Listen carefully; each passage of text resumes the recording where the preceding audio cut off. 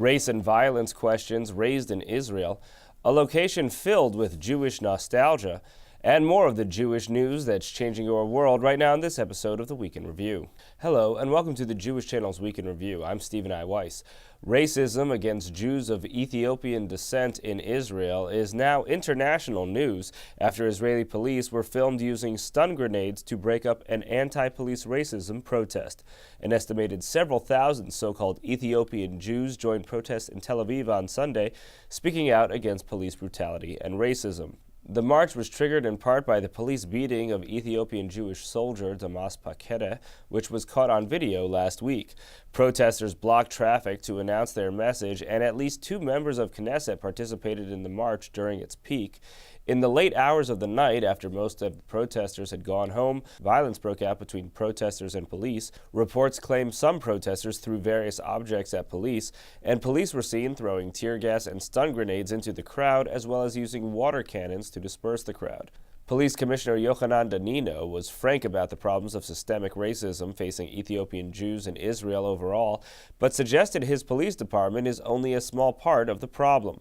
Most of the claims made by Ethiopian Israelis are not police-related at all. There is a deeper problem here of their assimilation. I do take responsibility, and I think we have a problem with some of the cases mentioned, and we will handle it. In all, 41 people were reportedly injured at the protest, with the majority of them reportedly police officers. More than 24 were arrested.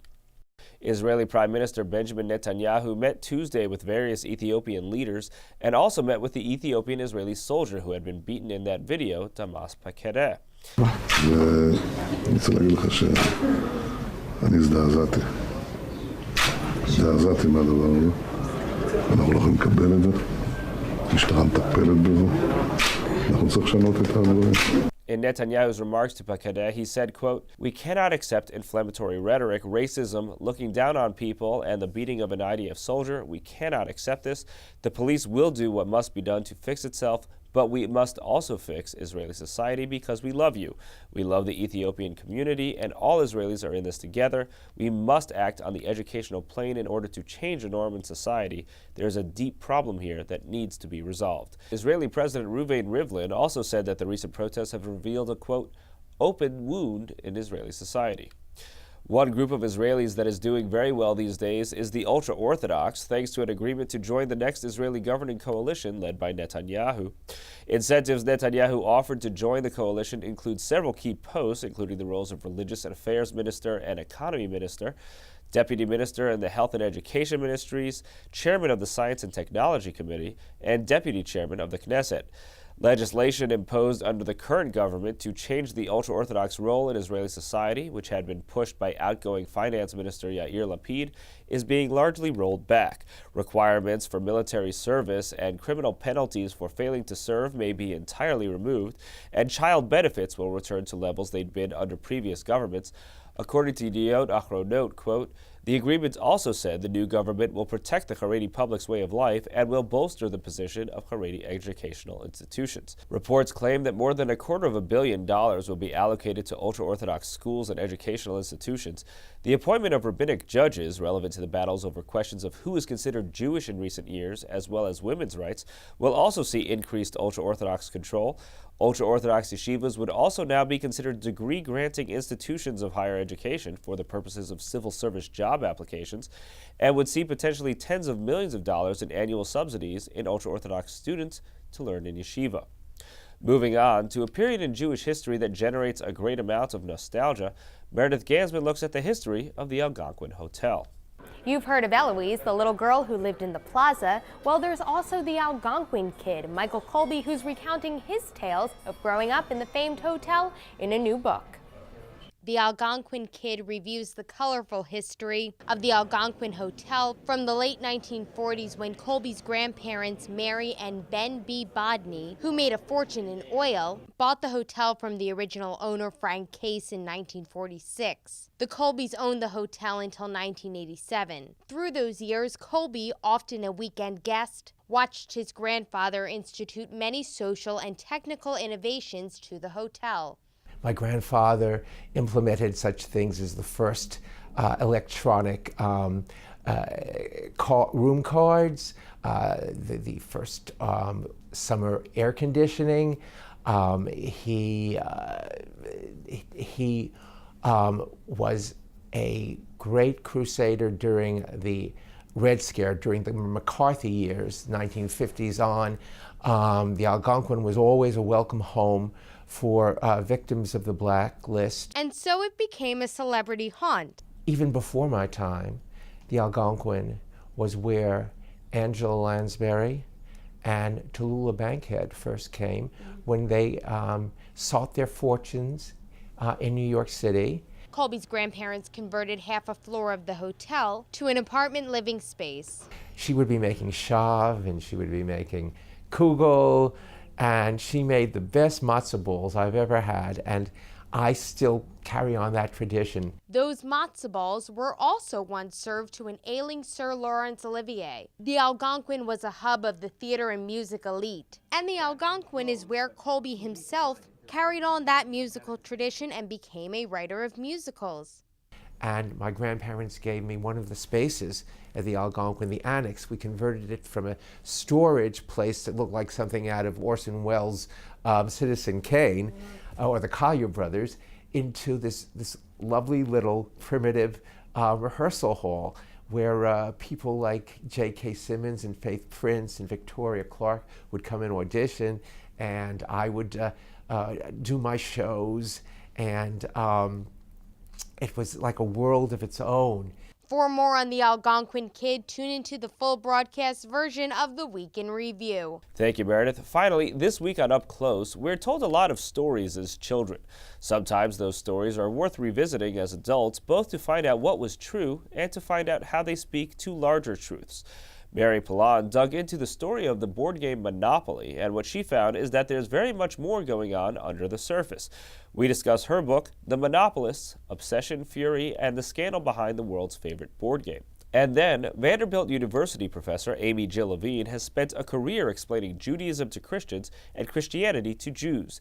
In digging deeply into the parables of Jesus, she finds lessons that provide a different picture than the one often portrayed. Her book is Short Stories by Jesus, the Enigmatic Parables of a Controversial Rabbi. Here's some of the highlights of my interview with Amy Jill Levine.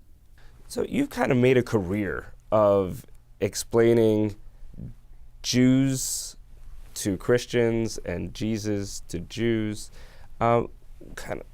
Before we get too deep into the specific book, how did that develop? Basically, I'm a translator. I grew up in a neighborhood that was predominantly Roman Catholic, so in order to survive, I needed to be able to be fluent in Catholic. I now teach in a non-denominational divinity school, which means in a regular classroom, I may have 40 to 50 different types of Christians out there. And I need to be able to talk with my students based on their background and their confessional identity. So I understand Christianity, but I'm Jewish. So I recognize we Jews don't know all that much about Christians, and most of the time we're afraid to ask, or we think it's irrelevant. And Christians know even less about Jews. So for a number of my students, we're a combination of the book of Leviticus, which they've never read, the scribes and the Pharisees who opposed Jesus in the New Testament, the Shoah, the land of Israel, and maybe a production of Fiddler on the Roof. So in order to understand each other, one of the things we need to do is understand the subtleties. Within your book, one of the fascinating things to me is what it reveals about Christian commentary and culture, where here you've got people saying things about what Jewish culture is very frequently, and it's very offensive. What happens with the overlay on the New Testament, and this material has been talked about in the Christian churches for 2,000 years, is the Jews look worse and worse and worse, and the stereotypes pile up one upon another. So I do think it's helpful for Jews to be familiar with the New Testament, in part so that when we hear some of those negative stereotypes, and we will, we would be in a better position to correct them. One of the curiosities of the result of the approach that you take, where you say, let's contextualize these stories and put them into ancient Israeli culture, ancient Hebrew culture, is that adding that context, adding that specifically Jewish context, in a lot of ways removes it from a specifically Jewish story. So you take, for example, the story of the prodigal son. It's really just a story about a father and his sons, because so much of that commentary that is focused on what Jewish doctrine has to say, you find is incorrect. In the parable, which is typically called the parable of the prodigal son, the prodigal, the wastrel, the spendthrift, takes part of his inheritance and he basically blows it in irresponsible, dissolute living. And then he gets hungry, he has no money, he's got no network. He finds himself working for a pig farmer, which is not a great job for a Jewish kid. And he realizes dad still has money, he's going to go home, right? And on the way home, his dad sees him in a distance and runs out and throws his arms around him and throws a party. And what I can do is say, wait a minute, first of all, it's not an allegory. It's a story of a guy with two sons. Any Jew, therefore, knows the plot line because we've seen that already. Adam had two sons, Abraham had two sons, Isaac had two sons, Joseph had two sons. And we all know, go with the younger son. It's a parable, and parables never go the way you want. You can see the full episode of Up Close on the Jewish channel on cable. You can also listen to the full audio of Up Close as a podcast available on iTunes or in your favorite podcast player. That's all for this week. From all of us here at the Jewish channel, be well. The Jewish channel is available on cable. Time Warner Cable Channel 1640, IOPLING Channel 505, RCN Channel 268, Cox Cable Channel 1, Bright House Channel 330, Verizon Fios Channel 900, and on Comcast on the on-demand menu on premium channels. For more information, visit tjctv.com.